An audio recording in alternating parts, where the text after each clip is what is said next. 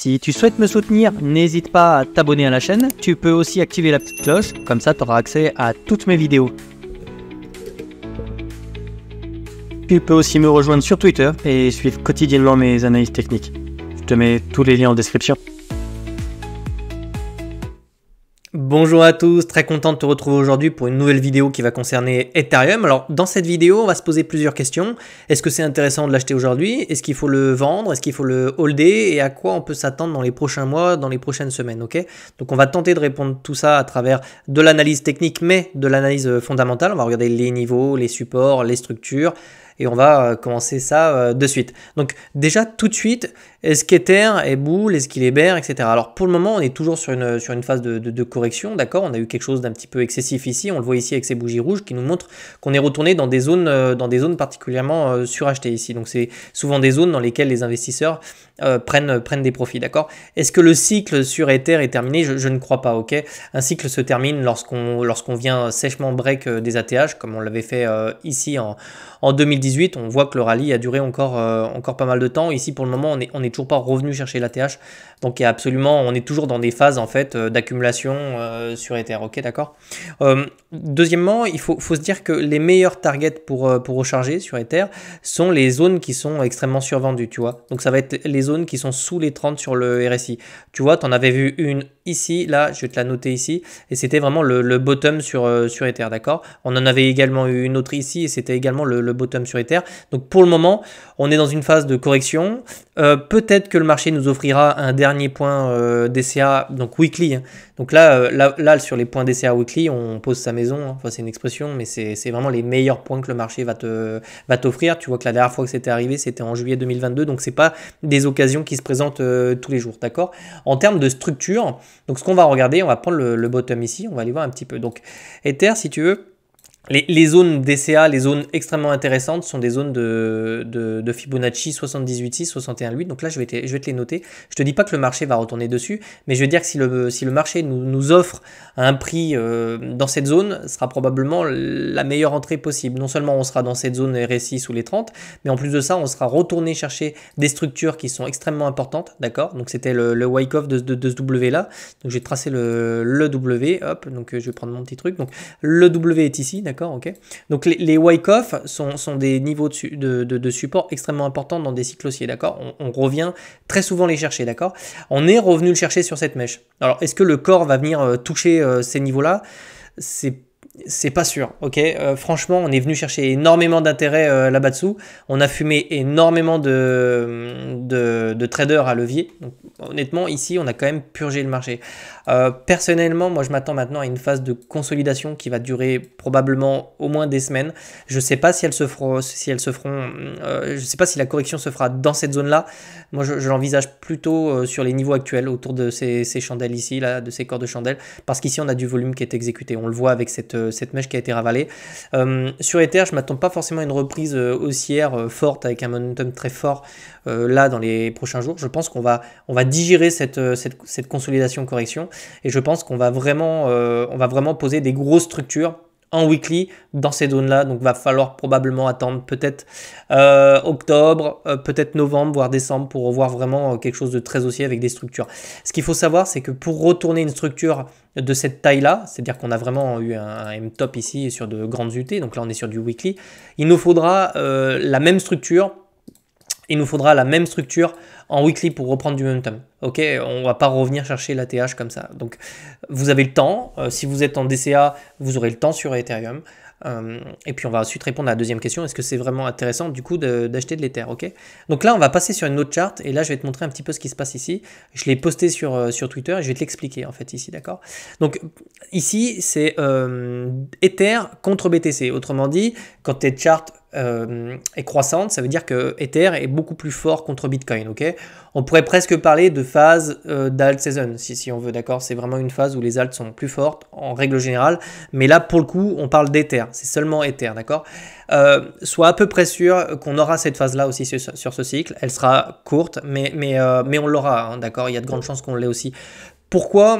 Déjà, ça s'est toujours vu, la redistribution s'est toujours faite des assets qui avaient le plus performé, en l'occurrence Bitcoin quand il a sa dominance, vers les alts, et notamment Ether. Et aujourd'hui, tu sais qu'on a des ETF de Bitcoin et de Ether. Donc sans mal, on peut déjà spéculer sur le fait qu'une partie des fonds des ETF de Bitcoin se déverseront à un moment donné sur les ETF Ether, d'accord, probablement en fin de cycle.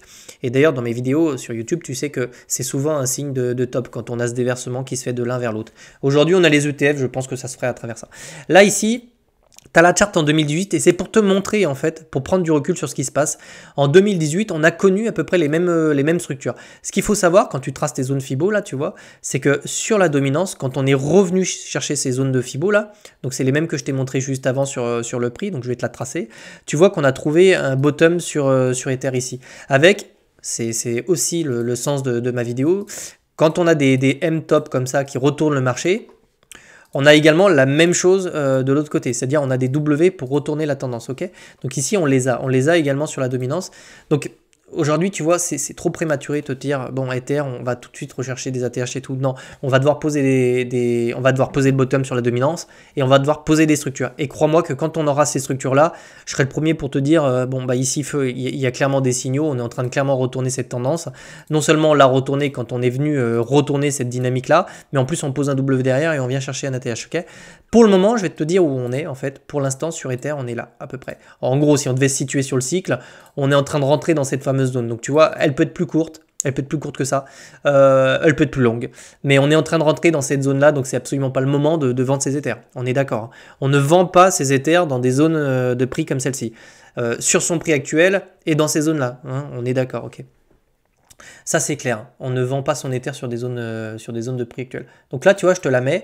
On est en train on est clairement en train de rentrer dedans. Tu vois. Donc c'est pour ça que je t'ai dit tout à l'heure, sur ce cours-là, on peut vraiment latéraliser là-dedans. Ok. Vraiment, on peut latéraliser dans ce grand rectangle, sur cette zone de prix. Ce sera probablement une excellente zone. On le voit parce qu'on rentre dessus sur la dominance. Je ne crois pas qu'on revienne chercher des zones plus bas que celle-ci, enfin, que le bas de mon Fibo. Et voilà. Moi, je pense vraiment qu'on peut poser quelque chose là-bas dedans. En tout cas, c'est ici que les spéculateurs aimeraient se positionner. On voit également que la tendance n'est pas terminée pour le moment. On est toujours dessous. Ok. Donc, on va d'abord attendre les premiers signaux. D'accord, c'est vraiment, on vient, on consolide comme ça, on commence à faire quelque chose d'horizontal, hop, on passe de l'autre côté, ok, et ensuite on essaie de poser des structures pour ensuite repartir, ok. Pour le moment, on n'a pas les structures, on est en train d'essayer de trouver notre point bas, clairement sur Fibo, on l'a pas encore trouvé, donc on a le temps, ok, on a le temps.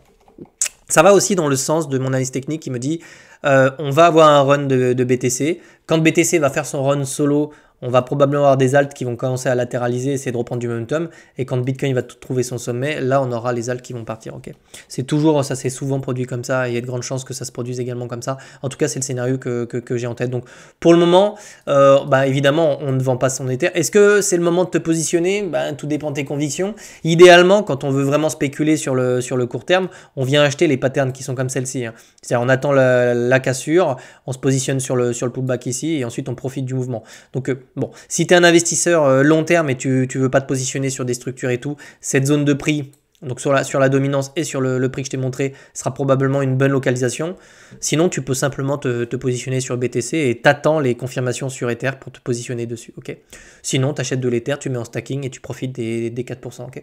On va passer sur le petit côté fonda. Donc, tu as compris ici, il n'y a rien de... Voilà, on est sur une trend baissière. BTC est plus fort, donc on n'a pas de redistribution, on n'a pas de structure, on n'a rien du tout.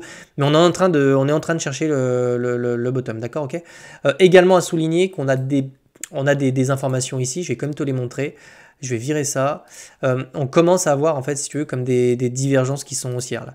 Donc, c'est vraiment, ça montre aussi qu'on est en train de doucement essayer de trouver, tu vois, notre point bas pour casser cette dynamique baissière et la retourner. On la voit ici parce que sur mon indicateur de momentum, et ça date depuis quasiment octobre 2023, on essaie de retrouver du momentum. Donc, ça veut dire qu'ici, on a probablement de l'achat sur Ether face à BTC, d'accord.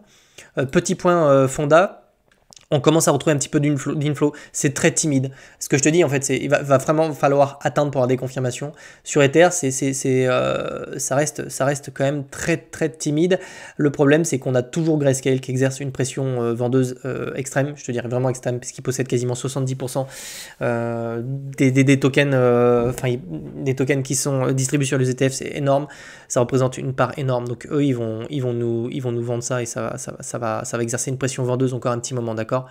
Donc on va vraiment attendre des confirmations, c'est-à-dire reprise haussière et puis des inflows un peu plus importants. Grayscale qui va probablement, ils ont commencé mais ils n'ont pas terminé, tu vois, ils ont encore énormément de... Donc ça c'est vraiment le point noir sur Ether. On l'a eu aussi sur BTC et tu vois que c'est toujours pas terminé non plus sur BTC, donc il va falloir être patient pour ça. On peut le voir également sur les... tac, je vais aller trouver ça. La participation Grayscale ici, là. Tu vois que sur BTC, depuis les ETF, on a vraiment eu cette cascade, tu vois. On voit qu'il distribue énormément et ça a posé carrément un top sur BTC. On a exactement la même chose sur Ether. Tu vois que, tac, je vais essayer de remettre un petit peu. Tu vois qu'ici, ils nous ont posé un top sur Ether et c'est eux qui nous ont fait en partie, qui ont amorcé cette cascade de liquidation avec une vente de plusieurs centaines de milliers d'Ether. Ceci dit, je pense que Grayscale va être beaucoup plus rapide que BTC pour vendre ses Ethers. Pourquoi? Parce qu'ils en possèdent moins comparativement à BTC. Ok. En termes de supply, si tu compares ce qu'ils possèdent par rapport à la supply, ils possèdent moins d'Ether par rapport à la supply qu'ils ne possédaient de BTC. Donc du coup, la pression vendeuse sera forte, mais peut-être plus courte. Okay. Point positif, on a toujours autant d'acheteurs qui hold. Tu vois ici, on n'a pas du tout de baisse sur le stacking. Donc, tu as probablement des gens des rentiers, hein, on peut carrément le dire, des mecs qui possèdent plusieurs centaines d'Ether, voire peut-être même des milliers et qui en vivent aujourd'hui. Et tu vois que cette courbe ne fait qu'être croissante. Donc ici, on a quelque chose de long terme. Les mecs se positionnent, ils achètent des Ethers régulièrement. Et à mon avis, il y a de grandes chances que d'ici 5 ou 8 ans, on ait des gens qui soient rentiers avec du stacking sur Ether. Parce que là, tous ces gens-là doivent... t'imagines que quelqu'un qui a 1000 Ether, le jour où le truc est à 8 ou 10 000, probablement qu'il en vivra sans trop de problèmes. Un petit peu comme ceux qui vivent de l'immobilier aujourd'hui, tu vois. Donc Ether, on a quand même quelque chose de très croissant. Ça diminue l'offre, donc c'est une excellente chose, ok? Donc si je devais synthétiser cet AT, je te dirais d'être patient. Est-ce que si tu as des convictions sur Ether, tu peux te positionner sur tous les points DCA, daily et weekly que je t'ai montré dans cette vidéo, mais dans d'autres vidéos, tu peux le faire si tu as des convictions. Est-ce que c'est la meilleure entrée possible? Non, parce que idéalement, on aimerait vraiment attendre les confirmations ici pour passer de l'autre côté, et là, tu aurais les meilleurs points d'entrée. Tu surferais directement sur la tendance haussière, ce qui n'est pas le cas ici. Hein. Tu achètes quand même quelque chose de décroissant. Mais en revanche, sur le long terme, on a quand même quelque chose de croissant sur tout ce qui est stacking et tout. Donc, j'ai de bonnes raisons d'espérer qu'Ether un jour nous donne des belles performances. Ok, d'accord? Donc j'espère que cette vidéo t'a plu, j'espère que ça t'a dégrossi un petit peu ce genre de chart, que tu comprends un petit peu mieux de quoi il en retourne. Maintenant, le maître mot, ça va être la patience. On va vraiment attendre des structures comme ça pour reprendre vraiment une espèce de cycle haussier et maintenir cette dynamique. Il faut vraiment maintenir cette dynamique là, tu vois, qui est pour le moment toujours haussière. Ok, d'accord? Je te souhaite de passer une excellente journée. J'espère que cette vidéo t'a plu. N'hésite pas à t'abonner, à mettre un commentaire aussi, à me poser des questions. Si tu as des questions à me poser, il n'y a pas de souci, je te réponds dans les commentaires. Et puis je te souhaite de passer une excellente journée. À bientôt, allez, ciao.